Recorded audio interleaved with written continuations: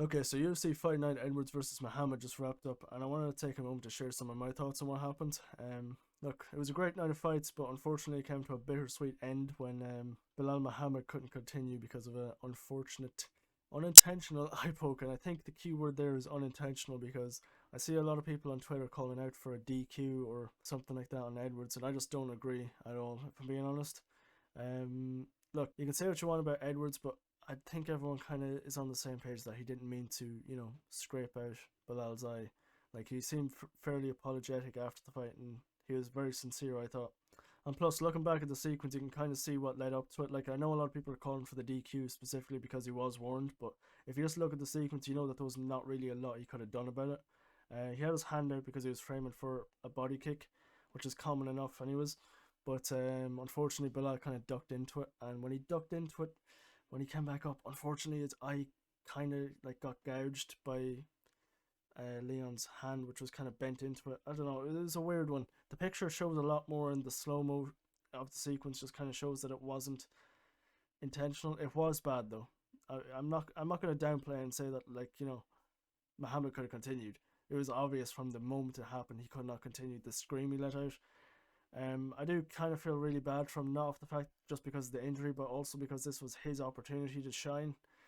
I feel like it was kind of taken away from him, and I feel like the UFC is probably going to move on with Edwards, and it is unfortunate because it is kind of robbing Bilal Muhammad of an opportunity just off of something that accidentally happened. And I do hope that they run it back for the fact that he does get another chance to make more money. And yeah, I don't know. It's a weird one. I hope it's a main event again because that did look kind of promising, especially with it being 5 rounds. But yeah, overall, apart from the eye poke and the unfortunate ending, I can't really fault Edwards too much in anything else. He looked pretty good everywhere. The only thing I would say is his clinch game was a little bit weaker than I expected. Bilal Muhammad seemed to have a lot of success, like getting underhooks, which I thought was interesting because going into this, like Edwards was training for Hamzat Chimaev, which is a grappling based fighter. I thought he would have been a bit stronger there, but no. But apart from that, everywhere else he did look a lot more dominant. He looked like any strike he was able to throw was like backing up Muhammad. Even the leg kicks like seemed to sweep him a little bit. And he also had Muhammad in a little bit of trouble early on, like he had him on wobbly legs. And I don't really see too much that Muhammad could have done differently to like, have a better outcome. He didn't look like he had the tools together. He looked very undersized too, which is unfortunate. But look, if the UFC doesn't move on with Edwards and they don't book him like against Jorge or Colby or something like that, then I would like to see them run this back just out of the fact that Muhammad was kind of robbed of an opportunity in a way. But if it does happen again, I do see Edwards kind of steamrolling Muhammad. I'm not gonna like sugarcoat it and say that Muhammad had moments, but he didn't really look like he possessed much of a threat, and that's just my opinion. I could be wrong, and I could get shut up very quick. I'm not trying to downplay Bilal Muhammad's skills, and in all honesty, I really do hope that this injury to his eye isn't a long term thing that ruins his career, because like Nick Lentz and Michael Bisping, they've had these problems after a severe eye poke or taking too much trauma to one eye. I hope he does recover and has a safe comeback and has no problems. But yeah, apart from that, I don't really see how he gets past Edwards, and I don't see how he gets past the upper echelon in the division. He does seem very undersized, if I'm being honest. But yeah, apart from that, I do hope he just does recover well and he's safe because it is a sad way to end. Like hearing the scream is not nice. But yeah, apart from that, Edwards, he looked very good.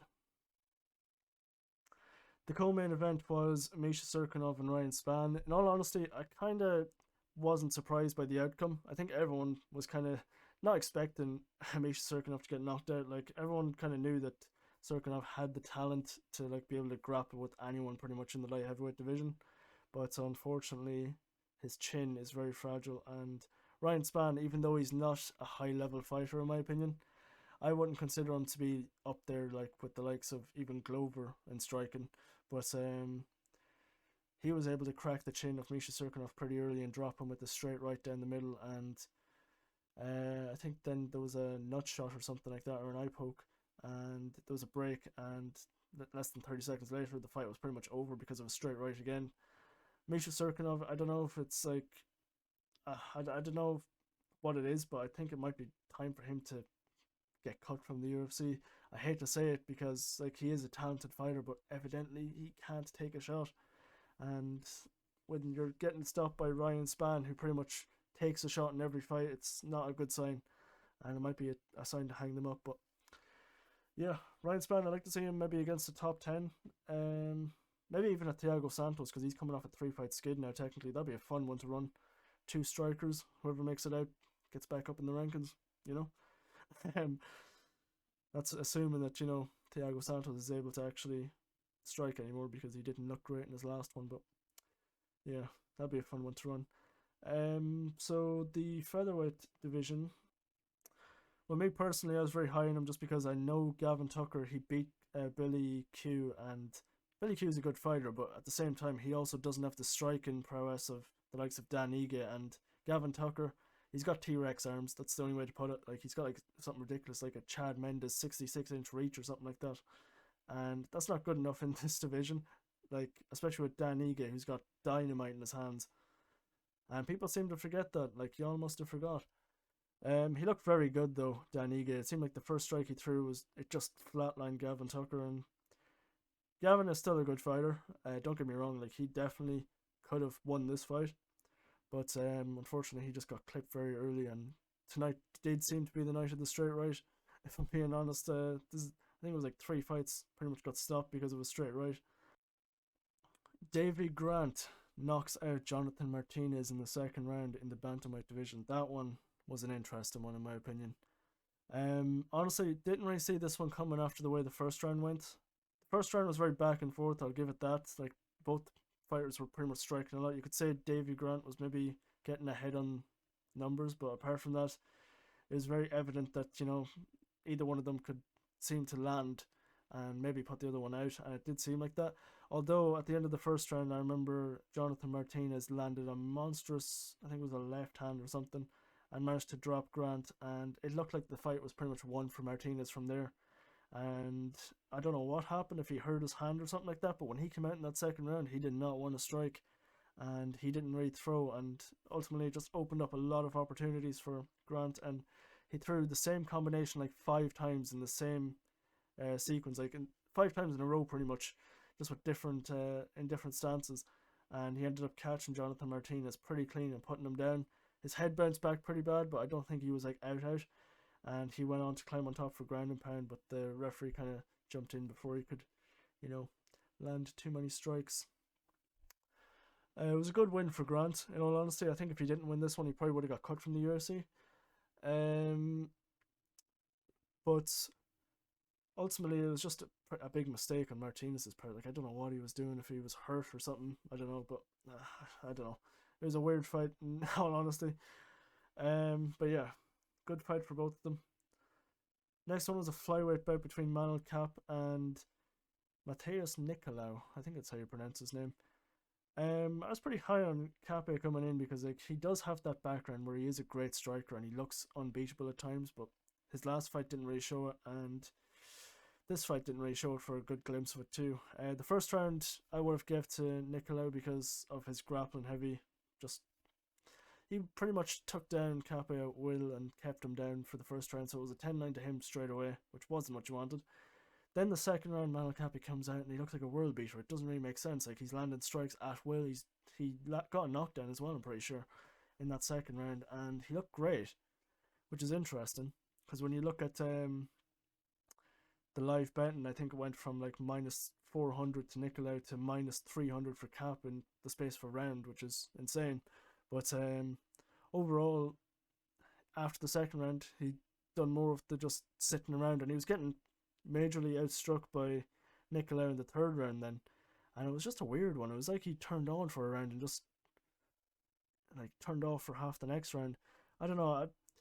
I don't agree with the decision that Nicolau won just based off the fact that at the end of the third, like, although the start of the third did look like it was going to Nicolau, he was landing no takedowns. Like, any takedown he went in for, he was getting stuffed and left on the ground for one of them, I remember. And when he got back up at the end of the round, he was eating a lot of knees and just a lot of damage at the end of the round, which is kind of like, the significant part.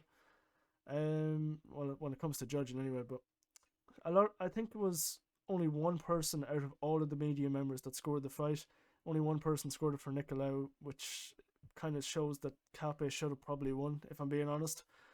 I'm not too mad at the decision either way because Cape just was an utter disappointment. But yeah, the next one was a middleweight bout. Another no contest due to another illegal strike.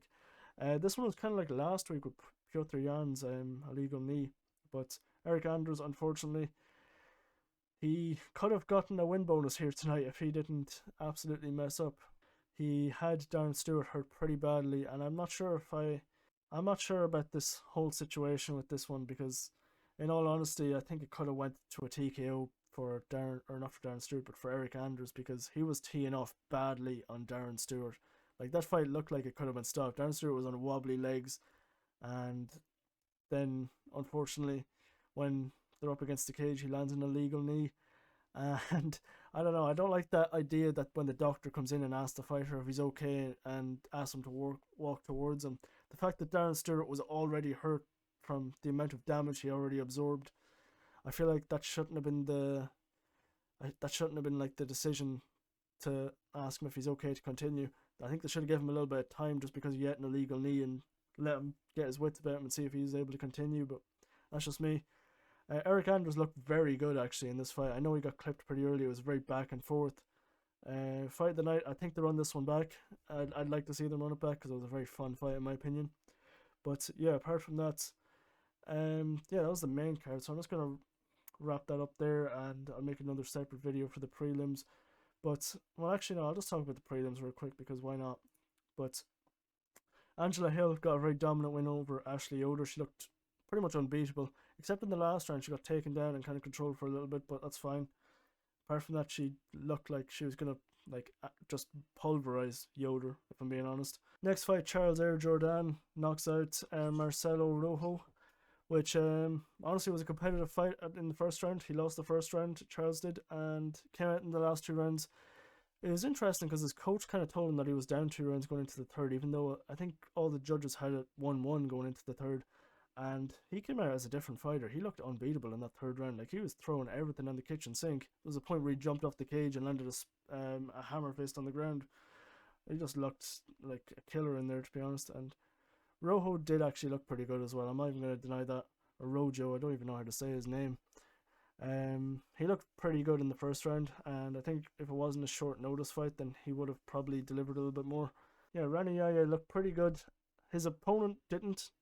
He looked very good against a pretty bad opponent, if I'm being honest. Ray Rodriguez shouldn't be in the UFC. Like, if you're a BJJ black belt and you're getting submitted going in for a double leg on Brian Kelleher, that should have been a sign, but that's just my opinion. Nasrat Haqparast looked very good against Rafa Garcia, but so did Rafa Garcia. Like, Garcia looked great in that first round, and he won it on one of the judges' scorecards. On 2 of the judges' scorecards, actually. He looked very good. He looked like he was able to hurt Haqparast in the first round. It would have been nice to see if he was able to get Haqparast down. It would have made the fight a little bit more interesting, but he's definitely a contender in lightweight, I think. Maybe not top 10, but top 15 potential. Definitely. Haqparast, I'd like to see him actually rematch with Drew Dober. That'd be a fun fight. Courtney Casey and JJ Aldrich. Honestly, I gave this decision to Courtney Casey just off the fact that I had it 1-1 going into the last round, and Courtney Casey, I thought she'd done a lot more in the last couple of minutes to try and get a finish, but even off her back. But yeah, I'm not really overly upset with the decision either. Like, it wasn't really any memorable moments in the third round that I remember too much. So yeah, Jinyu Frey got a decision over Gloria DePaula. This one was an interesting one actually because Jinyu Frey looked pretty good in the first round, and then Gloria DePaula looked great in the second round, and then, Jinyu Frey looked great in the third round, so that was a fun one. To finish off the night of straight fights, we have Matthew Semmelsberger, who landed an absolute bomb on Jason Witt, and I kind of saw this one coming because after watching Jason Witt strike, and I just didn't think he was good enough to be able to stand with people. I didn't see him getting finished like that, though, I'm not going to lie. I thought maybe if he got hit with something, it would be with an uppercut or something like that, because Matthew Semmelsberger's got some really crisp striking, and he's got some really good hands actually, and he looked very good in his last fight. Unfortunately, didn't get the finish. Doesn't really matter too much because he came out and done it in 16 seconds this time. He done it off of a calf kick, which is interesting. Jason went through a naked calf kick, and he just got flatlined pretty much, and it looked very good. Now that's for the performance and the night bonuses. I would have liked to see Matthew Semmelsberger, hack press, maybe get one. Charles Jourdain didn't get one actually, which is interesting to me. I thought he deserved one so much, but unfortunately he didn't. Dan Ige deserved one, and I don't know, maybe give Davy Grant one because I don't see why not. It was a good performance by him, I guess. But yeah, apart from that, that was the entire card. Like I said, unfortunate ending. I'm not sure what we're going to see next, but I would like to see this fight been run back, just off the fact that, could not continue because of an eye poke. It is an unfortunate ending, and it is like it's just like a chapter in a book, really. You have to close the chapter before you move on, because this is like an unanswered question. Who will actually win? I know everyone thinks that, Leon Edwards will win, and I do as well, I'm not going to lie. But at the same time, we also have to give Belal Muhammad his chance, because he stepped in on short notice. This thing happened to him, and I don't know. It's a uneasy situation, but regardless, that's the recap of the entire card. I thought it was a great card for what it was. Unfortunately, how it ended is how it ended, but I look forward to seeing a lot of these fighters come back and see them in their next fights. And yeah, thank you so much for watching. Thank you very much. Goodbye.